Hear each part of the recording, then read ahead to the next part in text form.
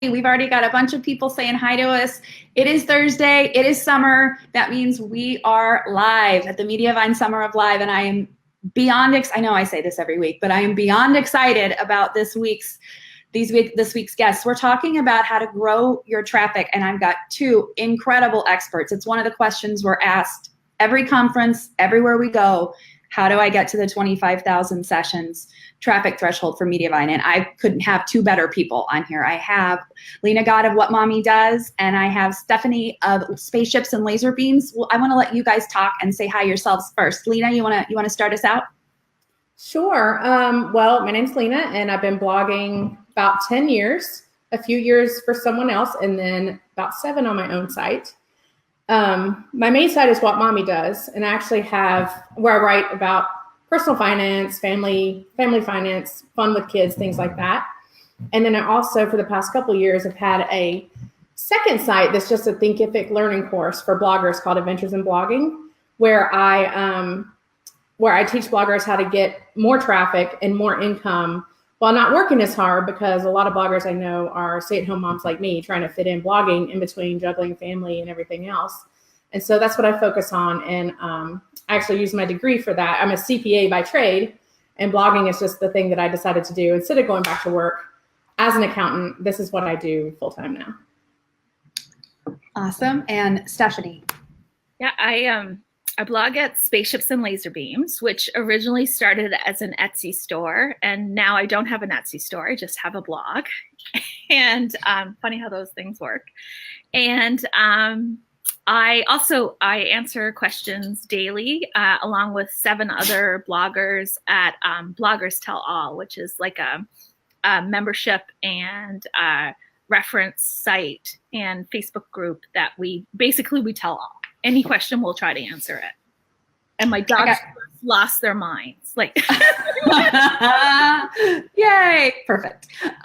Well, I actually got to hang out with the Bloggers Tell All group in Fort Worth earlier this summer, and they're a blast. They're some great ladies, and they know their stuff big time. So I highly recommend. And I know I've known Lena for years, and I know that these ladies know they've got the goods. So let's jump right in. I know people will have questions for you. We've got some stuff that I know that we want to talk about that we've talked about before, and I think let's start with SEO and go there first. Talk to me about keywords, how to use them, how to accurately use them. How, are they important? How have you implemented a keyword strategy on your sites?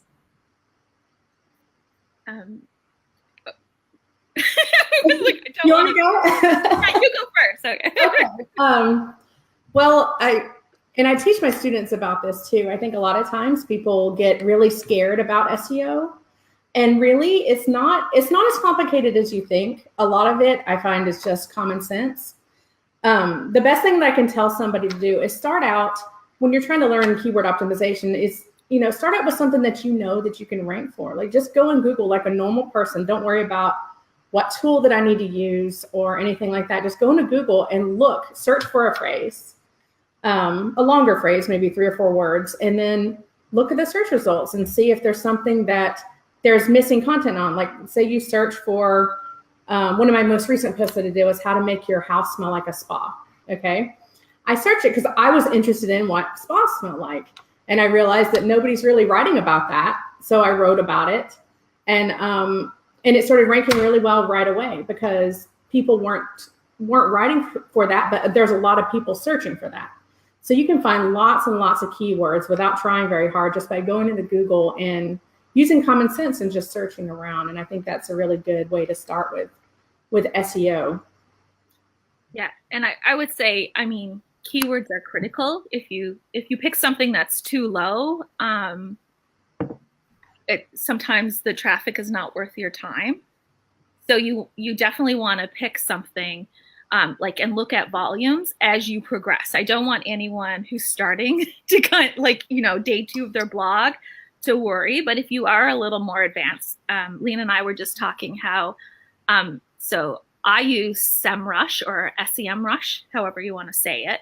It is expensive, and this is non-Mediavine approved, what I'm going to say, but some bloggers do join with their friends and pay for it. It's $100 a month. So I've heard of bloggers joining together. I just don't want the price to stop anybody because I think it can be a game changer.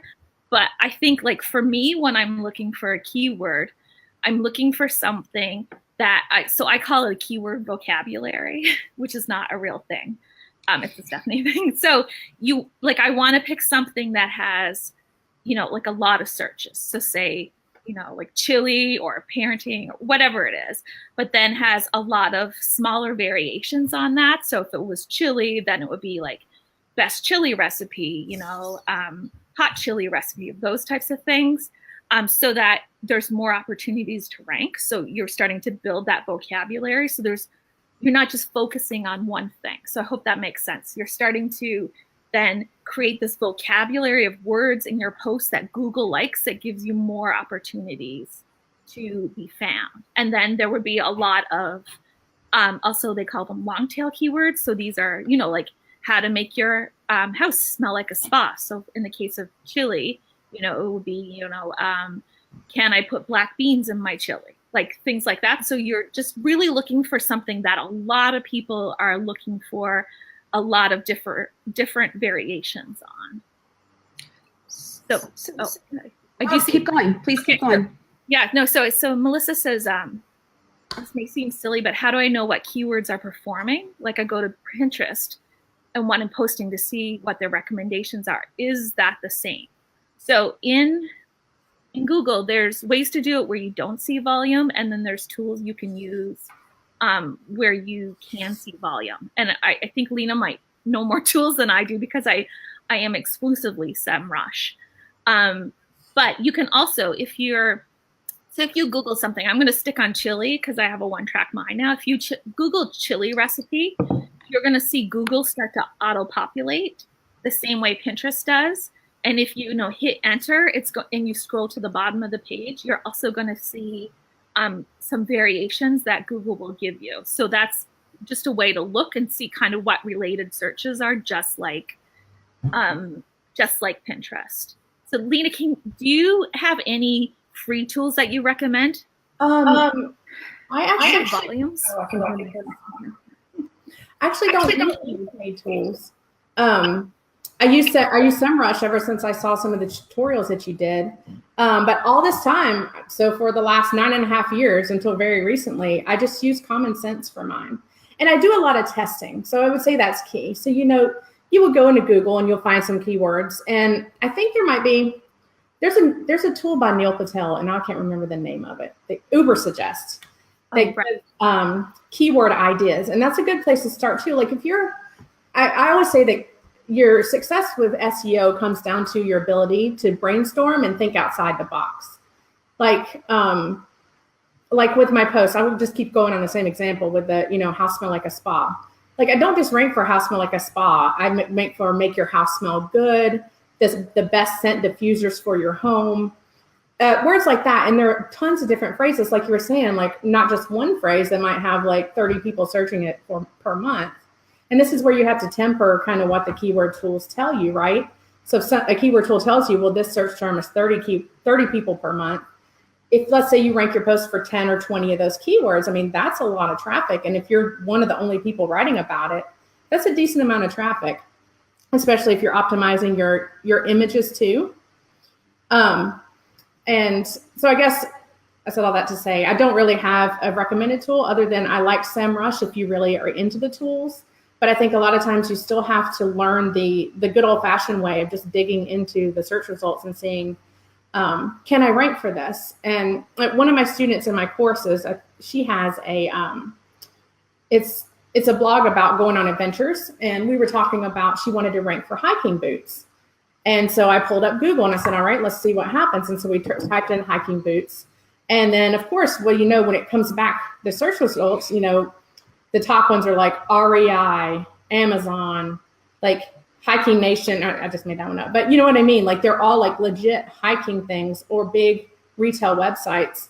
And you got to kind of temper the idea you have with whether or not you can actually beat that website, and is this little blog going to really beat out REI, for that word? No, but there are lots of other words that she can go for and still write about hiking boots, but know that she might not show up at the top for hiking boots, but she might show up at the top for best hiking boots for short trails or something like that.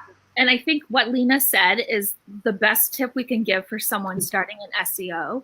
If you are thinking about writing about something, Google that term. And if there are no bloggers showing up in the top results, forget it.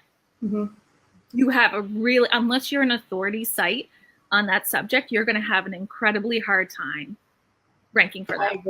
I agree. You want some bloggers there, even if it's a big blogger, because blog means no big businesses are doing it. And these people have big SEO teams. You don't want to play with that because you're not going to win. Or Google, like, for hiking boots, it's the intent, right? So when someone types in hiking boots, they want hiking boots. They don't want a blog post about hiking boots. Right. Sure. Right. And I would like to add one more thing about the SEO side.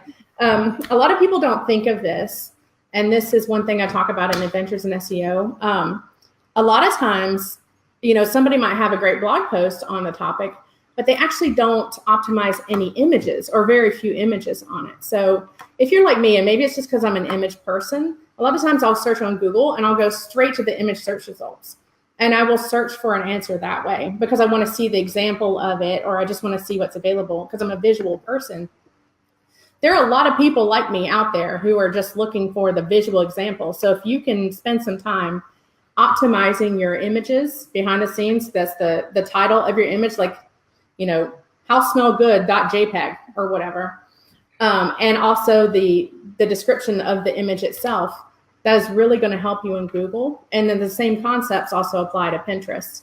So when you optimize for Pinterest, you want to use your keywords and describe them in a certain way that gets them ranked in Pinterest. And a lot of people might not know this, but a lot of the same pins that rank in Pinterest for a term will then rank high on Google when there's low competition, which is a really great indication. Like Stephanie was saying, if you see lots of bloggers in the search results, if you see lots of pins in the search results on page 1, that's an extra good indication that it's a topic that you can probably go after and have a good chance of, because imagine Google doesn't want to return a bunch of pins, right? It wants to return lots of relevant content for it. And so if there's a bunch of pins showing up in their search results, especially the bottom half of the page sometimes, that's a good phrase that, you should consider, I think. All amazing stuff. The things that so far, I want to go two directions. I either want to talk about optimizing images for site speed purposes, because I know that is a huge element in traffic. The other thing I want to talk about is Pinterest, because anyone as a new person or a new blogger has been told that Pinterest is the way to grow their traffic the fastest. So ladies, do you have a preference on which way to go? Also, now I want chili and for my home to smell like a spa. So you've done that. You've won me over. That's a good. They're not meshing well, the spa and the chili, unless it were like a chili spa, which I don't know. Yeah, so I think maybe let's talk about image optimization, because I will say to people, if you have a really slow site, everything that Lena and I just talked about is not for you, because you have an uphill battle if you have a slow site getting Pinterest and Google traffic. So the number one thing you can do is some simple things to make your site a bit faster. Mm-hmm. Could you give us an example of a few of those things? Yeah, well, I would say the first thing, just to make it easy, is to Google, oh my gosh, is it Google Pagespeed? Google Pagespeed Insights, yeah. Google, put your site in. I mean, there's a ton of different ones, but at least that's a starting point, and see what you're at. A lot of blogs, especially if they're still trying to qualify for Mediavine, won't have a site speed score because there's not enough data, but at least you'll have an optimization score and some recommendations. And if you're red or yellow, if you're red especially, the number one thing you should focus on is not being red anymore. Basically. Definitely. So, I mean, I think what I do for image optimization is I'm saving my images off for web, and they're sized exactly as they need to be. So, I don't size them 1,000 by 2,000 when my site is 620 by 930. So they're sized as is. They're low resolution, and I also have an image compressor on my site. So there's two that I know that are recommended. I don't know if Mediavine has others or if Lena has others, but that's Short Pixel, which is a plugin, and Imagify, Imagify, and you can go on the sites themselves and test. So I had one blog that Short Pixel went on no problem. My main blog, because I had poorly optimized my images, like over optimized them years ago, it made them look horrible. So I ended up going with Imagify, but I would try Short Pixel first because I think it has the best algorithm. Those are the two that we do recommend, actually, are Short Pixel and Imagify. And I think everybody who has any involvement with Mediavine knows that we're pretty darn obsessed with site speed, and site speed with regards to ads is kind of a tough thing. It's a hard, and we know that's can you guys talk a little bit about your experience with Mediavine in terms of ads and slowing down? Yeah. So like Stephanie, I had incorrectly done my images for a long time. And actually, I want to tell anybody, if you're stressed out about this, if you see a really low score, you're like, I don't know what to do. I don't even know what I'm doing wrong. Pay a little bit of money and get a tech person to come in and help you with that. Like, I could not have fixed this myself after years and years and hundreds of posts of them being incorrect. I had uploaded things as PNGs. I had videos uploaded to my site, which apparently is really not the thing you should do. Excel files hosted on my site. I mean, I had all kinds of images. I didn't know any better. And so what we had to do was actually pay for Amazon, and I'm going to say it wrong. I want to say it's Cloudflare or something like that, to mirror my images and also use some kind of compressor to basically serve up the images, because I had so many, like thousands of images bogging down my site. And my site actually kept going down. It kept saying, you've exceeded bandwidth, like we shut your website down. And I thought it was my host at first, and it turned out it was just my images. Like, all the people coming to my site were trying to access too many resources. So if you can fix that, not only will your site get faster, I mean, your site won't go down. Do not get to that critical point, because that was like really, really stressful. And now I forgot what the original question was. So Amy did ask about how much it would cost to have someone help. And I will tell Amy that I have spent thousands and thousands of dollars over the years. But you can find good people for less now, a lot less now. And it's going to cost a couple hundred, I think, for sure, up to a couple thousand, just depending. I would encourage you to reach out to your host and see what they'll do for free for you. Talk to Mediavine and see what they can do for you. And then, if you're comfortable, install the image compressor yourself. And also there's a plugin called Auto Optimize that a lot of us have had success with.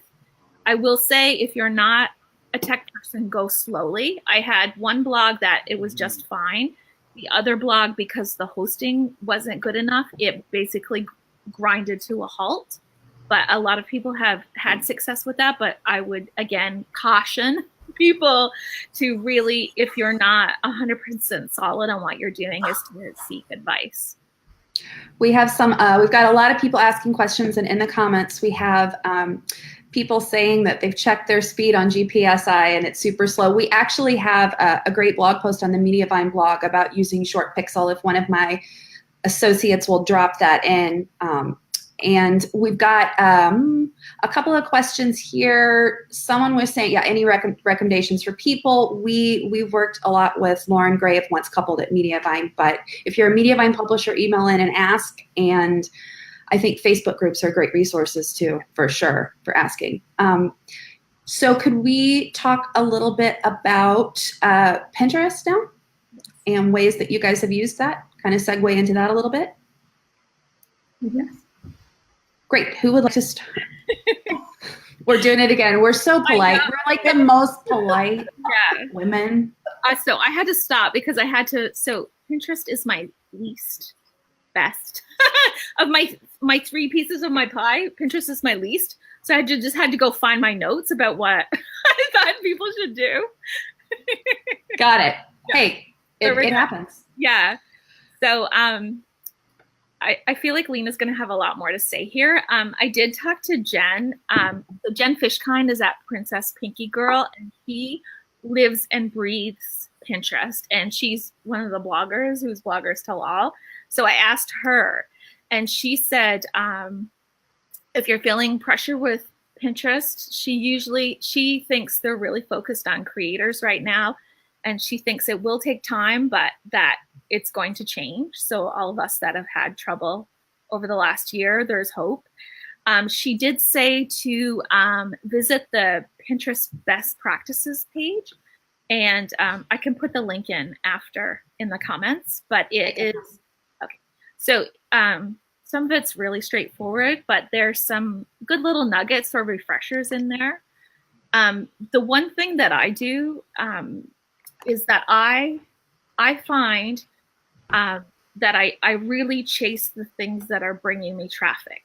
So I will say if go into Google Analytics and find the pins that are bringing me traffic, no matter who they're from. And oftentimes they're like Sally Joe from Wisconsin who has 20 people following her, and they're the ones sending me a ton of traffic. I repin those. I repin whatever is giving me juice to my best boards and go that way. I have Tailwind set up on Smart Loop, and which is in beta, as well as some other Tailwind stuff happening. And I think those are my best things. I'll also go in to Pinterest and search, like, so say I know that chili gets a lot of traffic from Pinterest.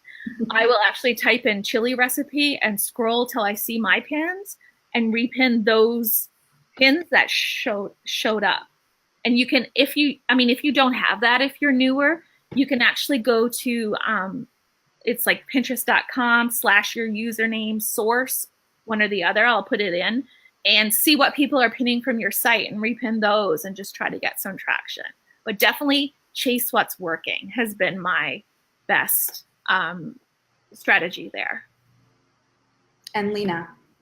I would say I do all those things that Stephanie said. I probably have a little bit lazier strategy, a little bit, but I don't have Smart Loop yet. I guess it's still in beta for most. There's a lot of bugs, so okay. Nobody feels that yet. But I do agree, especially when you're trying to qualify for Mediavine. Like, you want to capitalize on what's already working and then forget the rest. Like, I think a lot of people get caught up in, I need to pin everything. I need a pin strategy to get all my pins to all my group boards and things like that. And really, it's not going to benefit you as much as if you focused on the things that are already bringing you traffic. Because not every pin or not every post of yours is going to do really well. You're going to knock some out of the park, and some of them are just going to kind of languish there.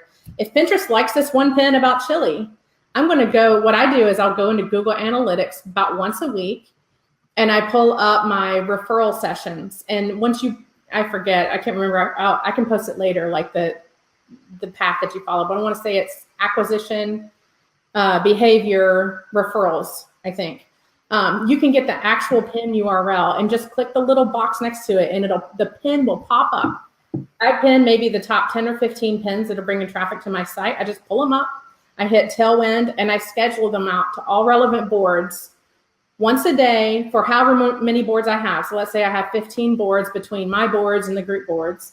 I'll schedule it out once a day for the next 15 days. And then I'll grab the number 2 pin and the 3 pin and the 4 pin. And I'll just do that for my top 15 or 20.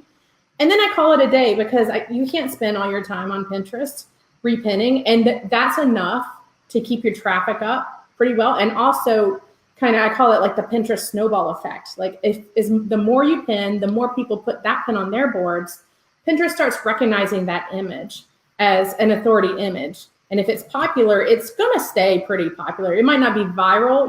We all have those that just do really well and then kind of fall back down, but it'll do consistently well. I mean, I have had pins that consistently bring me, there's certain posts that can get many thousands of page views a month, mostly based on Pinterest by doing this strategy. And you only need so many of those to qualify for Mediavine, right?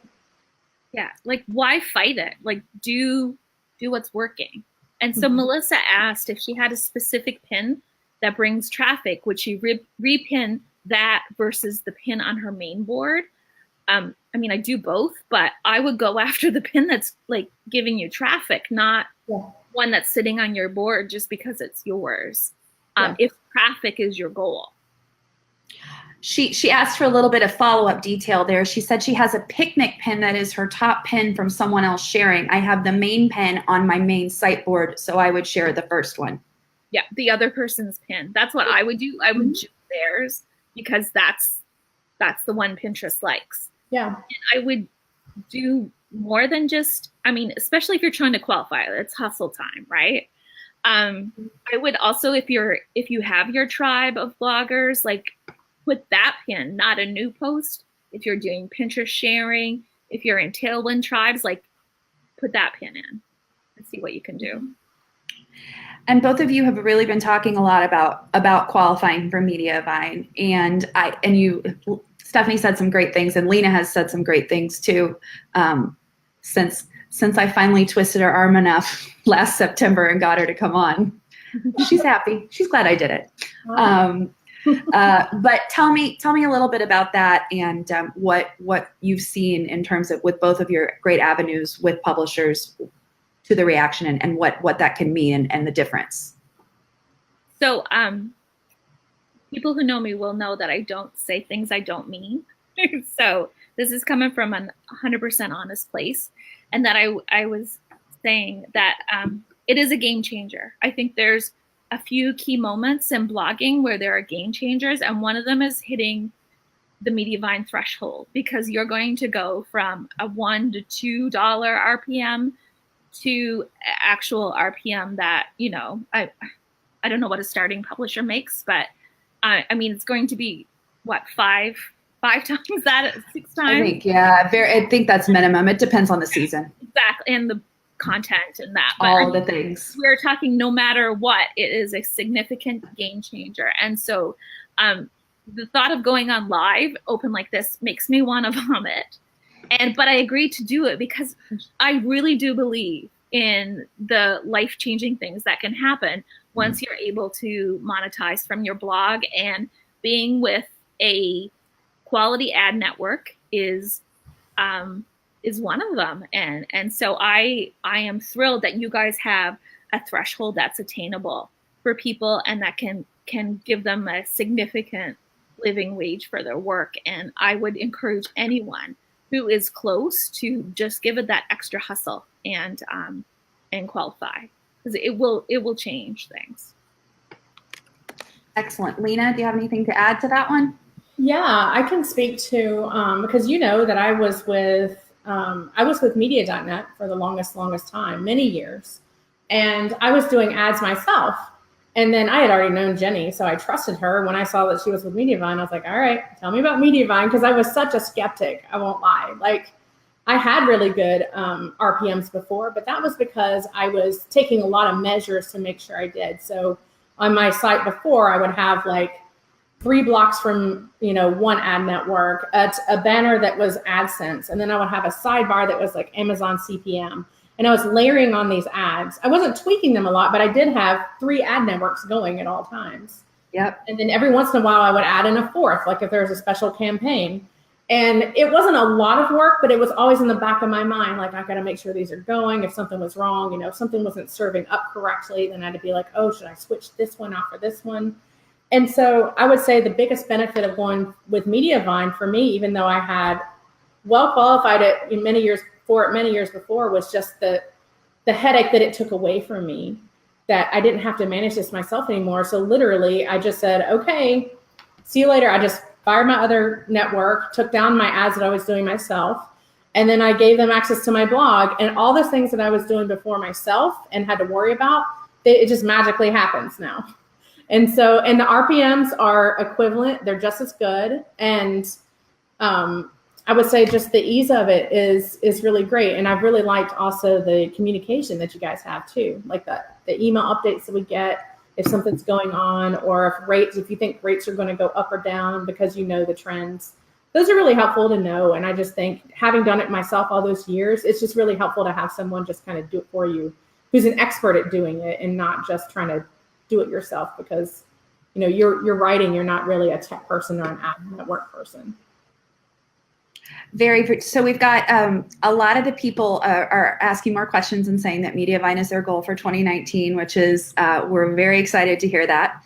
And I think it will be, I told Lena she wouldn't regret it, and I don't regret my move to Mediavine. So I that's my little gospel. Talked a little bit about being, quote, big bloggers at Mediavine. Do you feel like it's hindered you in any way being a bigger blogger and working with us? No, and stop, period. And chili. No, I'm not in any, I'm not in any position where I want to move or care to move. And I think my RPM is fantastic and it compares.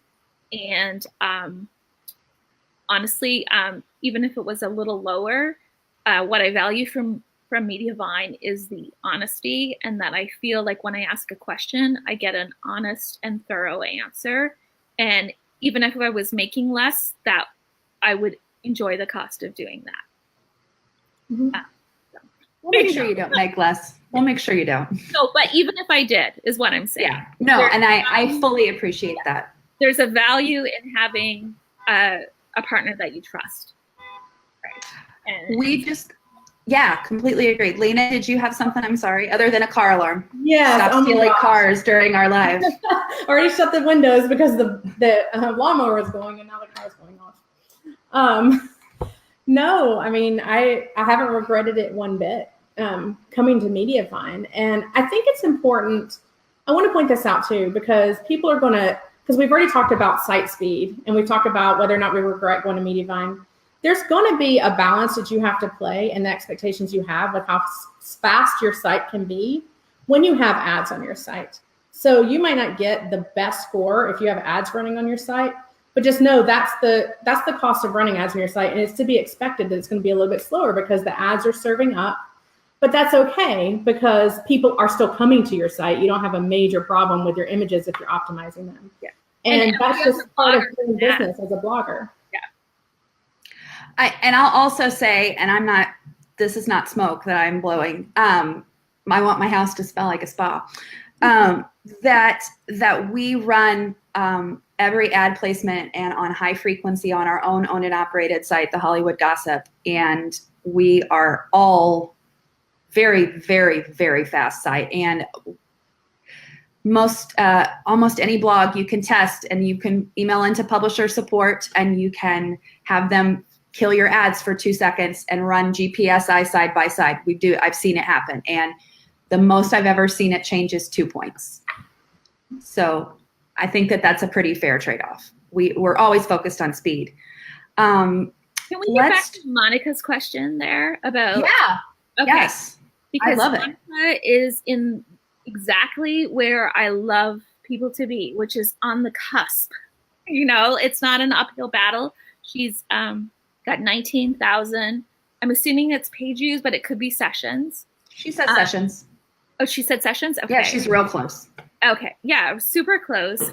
And she says she's posting new content 2 to 3 times a week and making new pins, which is fantastic. I'm going to say that I would love for Monica to drop one of those new posts, and go back and look at her top posts and promote in the time it would take her to create a new post, promote the things that are already working. And I think that she would get much bigger bang for her buck. Mm-hmm. Will you talk a little bit more about a promotional strategy, how you do that? I mean, I think it's, for me, it's all in Google Analytics. So I am looking at the posts that have the most traffic and where that traffic comes from. And then if it's Facebook, I go share the posts that brought me the traffic. I ask others to share, I have sharing arrangements. If it's Pinterest, it's about pinning to your best boards, putting it in tribes. If it's Google, it's a little different, but I would say, like, particularly in social media, it's about getting that content that's already bringing in traffic rather than a new untested thing. If you could just, not forever, but right now, I think you would get a lot more value in it. And I'm just saying just one, like instead of making 3 new posts this week, just do 2 and take that time and promote your best, like your very best content. I think she would get there a lot quicker. Lena, do you have anything to add to that? Yeah. I feel like, oh my gosh, are you kidding me? Oh gosh. Okay. Carjack. My neighbor, like, oh gosh. I bet it's her kid. She has a nanny at her house and she has her 2-year-old at home. I bet he did something to the car. The funniest thing is that we were talking about all the crazy things that happen on these lives right before we went live. And I think what I basically did was open the door and say, come on in, crazy car alarm lawnmower. Hopefully you can hear me over this. So I had 2 ideas. We can hear you. I feel like as a stay-at-home mom who doesn't have a ton of time sometimes, to do everything that I want to do. Like I would love to write 3 posts a week, but I just don't have the time to do it. But I still like to see the numbers go up.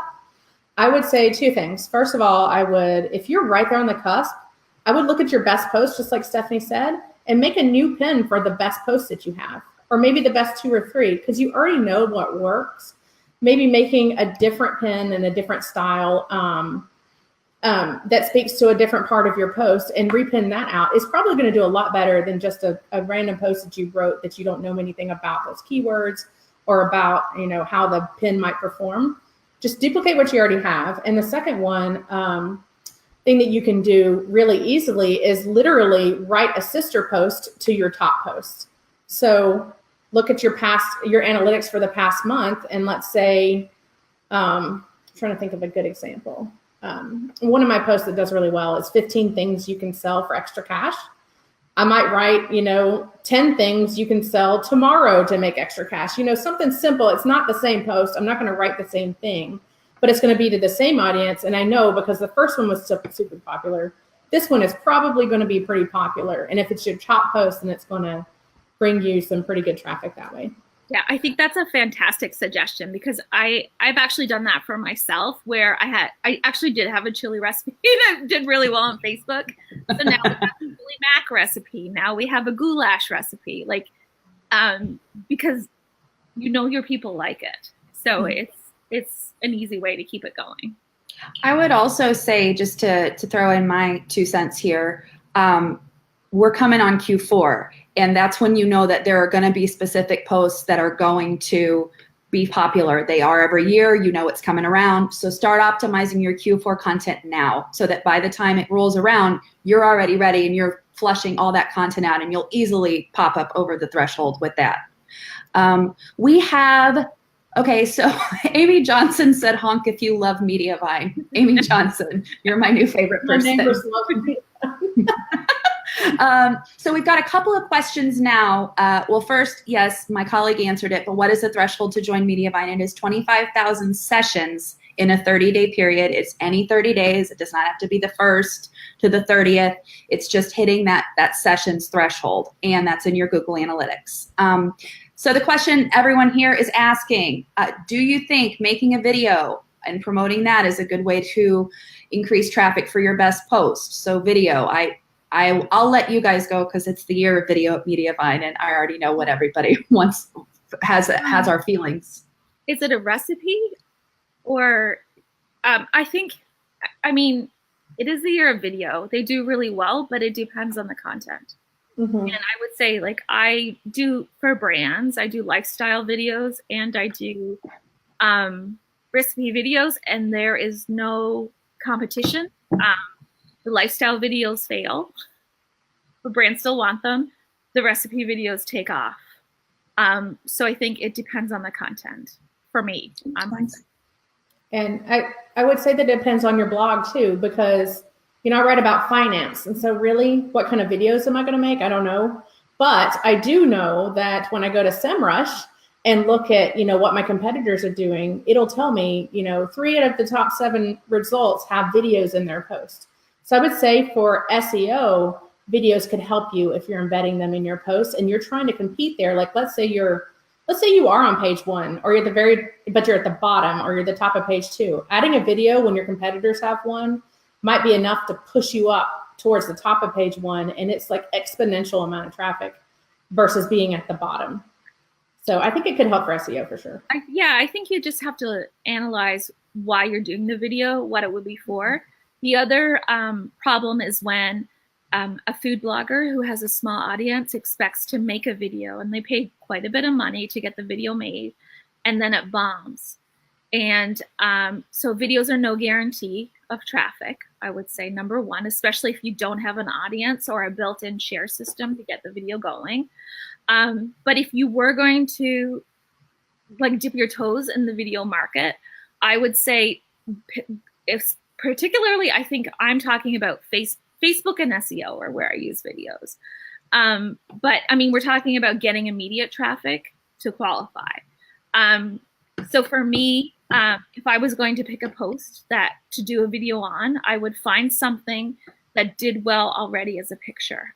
I wouldn't on Facebook, so that at least it did well. Like it's a recipe that Facebook already likes, your Facebook audience likes, so you have a better starting chance.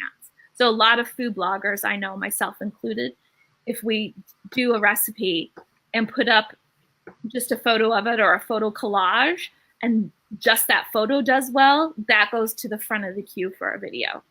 So that's how I choose. I would say, like, in terms of traffic, I do think videos are helpful, but in terms of revenue, we've got a lot of people posting in the comments that video and all of our video capabilities have completely skyrocketed their RPM by $5 to $6 just by simply implementing them. And guys, no, I am completely with Stephanie. If you don't know enough, if you're not sure that it's going to be in the sweet spot for you, do a top 10 post video, do a slideshow video, do anything just to start getting that content on your site and increase your revenue. You can do it with one video. We actually have a blog post coming out that is going to be all about our video capabilities with an instructional video in the video. We call it video. Yeah, so. And I say, realistically, if you can't do it yourself, a video is going to cost you at least $200 and up. So if you don't have that kind of money, and I don't want people to spend money they don't have for traffic they might not get. There are a couple programs that you can use and take your pictures and create the video. So I think they're still both free, or they're like $2. They're not expensive. Are Lumen 5 and Kizoa. Like, I don't know, Kizoa. You can basically create videos from pictures in a minute. And I would say go that route first. And see, right? Like, no, we never want you to. And Marcy just made a great point that said also offering video increases your rates for working with brands. There are no drawbacks to doing video. I think if you're waiting to get into Mediavine to see the real money start to roll in, do the conservative things, but start adding it. You like watching videos. I like watching videos. I watch tutorials. I watch food porn videos all the time. Like we watch videos. And so it's a thing. I mean, it's so hard because we're talking to so many people. And I don't want someone who's making, I talk to people who make $30 a month from their ad networks. I think there's so many more important ways to spend money than to say, like, if you spend $300 on this video, all your problems will be solved. Totally true.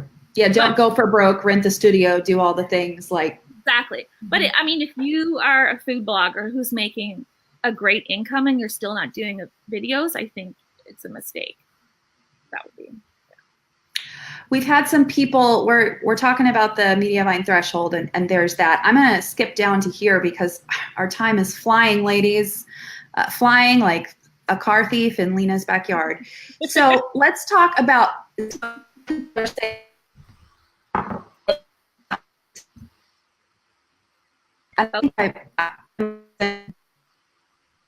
me.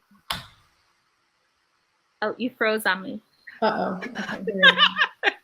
I can hear you, Stephanie. I can hear you too. Uh-oh. Maybe we should scroll down and see what we're going to do. Oh my goodness, this is terrible.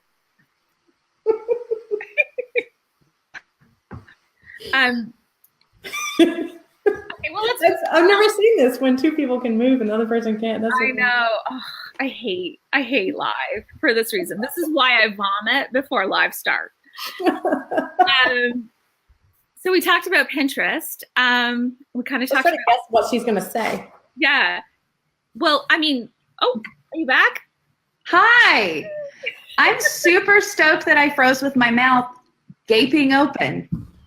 It could have been way worse.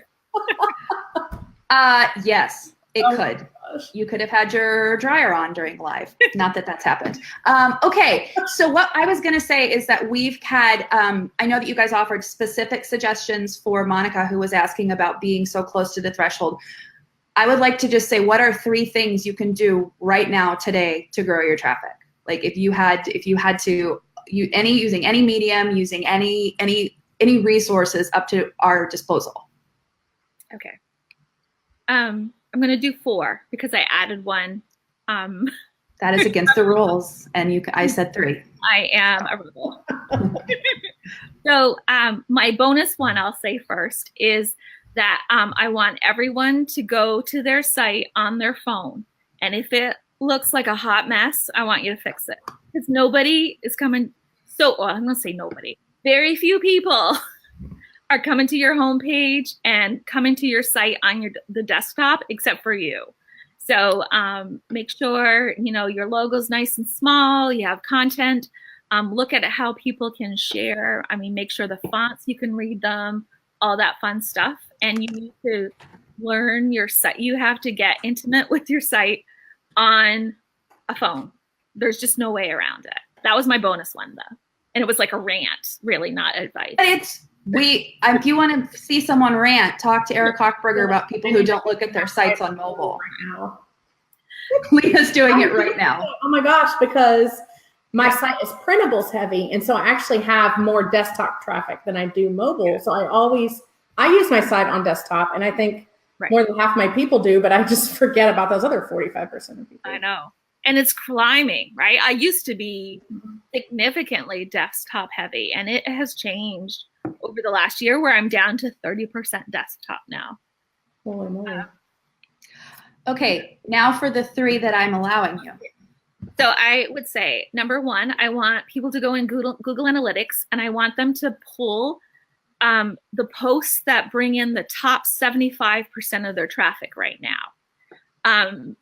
So I can describe how to do that. I can't off the top of my head, but I can go back and put it in the comments if anyone wants to do it. And basically, you're going to add up the percentages till they get to 75% of your traffic, and those are the posts I want you to focus on. Those are your most important, the ones that should go in your newsletter. They should be, if they're favorable on Facebook, they need to go on Facebook. If it's Pinterest, they need to go Pinterest.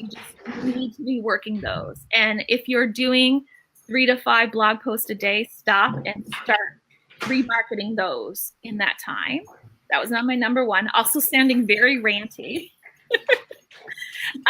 Number 2. She's taking us to church. I am. Number 2, I want you to go find your tribe of bloggers if you don't have one already. And this is where you're going to grow. I mean, these are the people who are going to be your ride or dies. If you are, a lone wolf right now, you create that tribe. And what you want to do is aim for people just a little bit above you. So don't go contact someone who has 6 million followers. Like they're probably not going to answer you, and don't be offended. It's just because their email's a hot mess. Like, right? You want people just a little bit above you, and you're going to grow together. If you outgrow them, you get a new tribe or whatever, but you need to find your people. And then I would say my 3rd one is I think people should install push notifications, because there's a way to get around social media and algorithms. And even if you only have a small bit of traffic, say if you had 200 push subscribers and 30% of them clicked, I should not have picked those numbers because I can't do the math. But every push you send is guaranteed traffic. And I think that would also help. So that would be my 3 tips. Those are awesome. Lena, are you also going to break my rules? Or do you have 3? Actually, I only had 2. So Also, That is a breaking of the rule. Ladies, I feel like we've already talked about a lot of things. get it together. 3 is not a high number. Okay, I'll add a third. I got it. Okay. Okay, well, we already talked about 1, which is just see what already has done well and do more of that. Like, I cannot stress that enough. Like, in the early days, like, it's almost like like Stephanie said, you got to kind of live in Google Analytics to learn from what's working. But until you have a critical amount of content, you don't have anything to learn from. It's like which comes first. So in the beginning, just work on getting some stuff out there and then finding what works and then do more of that. And then try some new things while you're still doing the things that work. Try some new things and then you'll add to that pile of things that work. And then over time, like Stephanie was saying, if you're going to promote your top posts, maybe you have, instead of 2 that do really well, you have 35 that do really well. And then you're just adding to that catalog of excellent content that you have to re-promote out there. And then after a while, you really don't have to recreate the wheel at all. You know, when I sit down to write, I don't write something completely new usually, except for that stinky house post because I wanted to try that. But, you know, I know that when I sit down, for instance, for me, it's printables. If I want guaranteed traffic, I'm going to create a printable and I'm going to find the right keywords for it. And I'm just going to push it out there into Google and into Pinterest. And I actually don't use Facebook that much. And that's the other thing. You don't have to be everywhere at once. You know, I tried as a financial blogger, someone who writes about finances and creates printables, to just do Facebook. I tried and tried. It was like beating my head against a wall because I just don't understand Facebook in that way. And also, Facebook just doesn't like finance. Like, you can't say things like make money from home. You can't say things like that. And so if you have one of those niches that's really funny on Facebook, don't stress out about it and go find the other platform that's going to work for you, whether it's Pinterest or Google or even YouTube or Twitter or whatever. So I guess that's 2. Find the platform that you love, 1 or 2, and then focus on those, or 3. And then the third one, actually I have 4 now, sorry. The third one is interlink your content. And if you don't know what I mean, go to Stephanie's blog because I think she's really good at this. You write a post about like your chili recipe. That's a good example. If you write a post about this amazing chili recipe and that recipe isn't exactly what the person's looking for, then you say right in the middle of the post near the top, hey, like this, maybe you'll like this one and this one and this one and this one. So that one person that comes to your blog for that one post then has the chance to, it's like a jumping off point for all the different places on your blog where they can find similar or helpful, like complementary information. And then along the same lines is the fourth one is write roundups of your own content if you have enough. Instead of recreating the wheel, if she has those chili recipes, I might, you know, for instance, if she's got lots of fall recipes, you know, the 5 best fall chili recipes, that's a new blog post. And if she didn't have to write anything new and she knows it's going to get traffic because it always does well for her. And then it's just capitalizing on what already did really well. I'm writing that down. It's very true. And on the media, like I have a rule of 3 links to inner content per post minimum. Like that's the low end. I always try to do way more than that. Yeah. Give people a reason to stay on your site. Give people a reason to click around. Mm-hmm. Okay, we have a lot of people asking about how they find their tribe. Exactly what they're doing in the comments, I think. Ask. Mm-hmm. And don't get butthurt if someone says no. Right? You just keep asking. You want to find people who have like the theory of abundance, that whole belief that I'm going to totally mix like metaphors and cliches, but that a rising tide lifts all ships. So you want to find people who aren't competitive, who believe that if I share you and you share me, we'll grow together. You know, there's more than enough. You want to find the people with that philosophy. Ideally, they're a little bit bigger than you so they can help you. It's not, I know bloggers who have tribe members who are varying sizes, but you know, someone might have a big Pinterest following and someone might have a big Facebook following, and that works really well together. So I think you just want to ask and, you know, keep an eye out and ask some more and just build it. Yeah. Anything from you, Lena, on the tribes real quick? Same thing. Like, it's just like real life. Just be a good friend. So you see somebody in a group, you're in a group together, you have similar blogs, just say, hey, you want to work, you want to collaborate on this, and then do them. You can do favors all the time. You can say, hey, I just went to your Pinterest account and scheduled out a bunch of your pins because I love your stuff. You want to like team up and, you schedule mine sometimes and I'll schedule yours. I mean, I could probably be a lot better at that. I don't do it as often as I should, but that once you make a good friend, they're going to want to help you out. And so if I'm hunting for stuff to pin, I don't just guess. I go to my friends' blog boards and then I pin their stuff, and then they do the same for me. And over time, like we link back and forth. If I'm writing a chili post and they have a chili recipe, I might say, check out Stephanie's chili recipe. I really like it too, or something like that. And then over time, you just you build a camaraderie, and then you're not alone in this blogging thing, sitting behind your computer in your kitchen by yourself. Yeah. I mean, excellent. Yeah, keep going, Stephanie. I was going to say, it's the beautiful thing about blogging in the niches that we're in is that it's the other bloggers and how willing everyone is to help each other. And I think once you start looking, you'll find your people easily. Marie, we had someone ask if they needed Tailwind, and I don't know if we have the time to answer that one. And we also if we could ask Lena and Stephanie to check out the comments on the video and post those. And Marie also said she did an interview for a big blogger and she emailed it to them to hopefully get content with that. Yeah, syndicate your content if you can. Get avenues and get all oh my gosh, get all that wonderful link juice coming back to you. And you get a lot of that by being a good blog citizen and being a good internet citizen. And I think that's my coworker, who is a Mediavine co-founder, always says, at first, be kind. If nothing else, be kind. So start with that. Guys, we're running out of time. This has been wonderful. I want you guys to, the last thing before we go, let them know where they can find you and follow up with you and take advantage of all this amazing knowledge. Lena is actually writing a organic traffic growth blog post for the Mediavine blog. That's going to be coming out a little bit later this month, so stay tuned for that.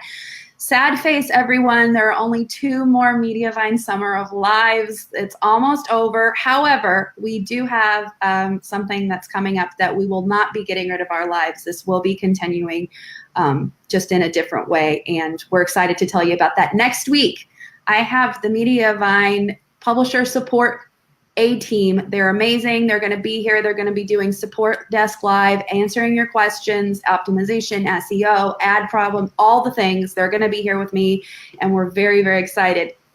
You guys, Lena and Stephanie, thank you so much for being here, and please tell everyone where they can find you. Thank you. Yeah. I actually put together a pretty link, so this will be easy because my site is really complicated to remember. On Thinkific, but if you go to whatmommydoes/mini, MINI, it'll take you to a new challenge that I've just put together specifically for bloggers who want to get up on their traffic game and income game. It's not just traffic, it's alternating days. It's a 5-day challenge, 1 day traffic, 1 day income, in time for Q4, because Q4, we all know, is like the biggest time. Ad budgets are high, people are buying things. Like, it's really when you want to get your ducks in a row. Like this month, July, August, September is like the big time to get your content out there and get your strategy in place. So if you go to whatmommydoes.com/mini, it'll take you to the challenge, and it's free. You can sign up for it, and it'll send you like 5 daily emails. And also you can get into the free course on Thinkific and follow along there, even if you want to get faster than 5 days. That's me. Hi. Yeah. I blog at Spaceships and Laser Beams, and I answer blogging questions in a paid group. It's called Bloggers Tell All. And you can get there. I think it's bloggerstellall.teachable.com if anyone's interested. Absolutely. I know they are. Everyone's already saying that they're already starting Lena's 5-day traffic program, and they're finding it super helpful. So we've got some motivated people. Stephanie course is really good. I mean, Stephanie's group, and she teaches a lot of SEO in there. So do it. And also another SEO resource that is also the Theory of Content podcast, co-hosted by Amber Bracegirdle. So there's a lot of great things that we have, and we're going to keep giving you the resources as much as we can. We so appreciate you guys being here. Thank you so much to Lena and Stephanie for being rock stars and amazing. And thank you guys so much for watching us. We will see you next time. Of course. Bye. Bye.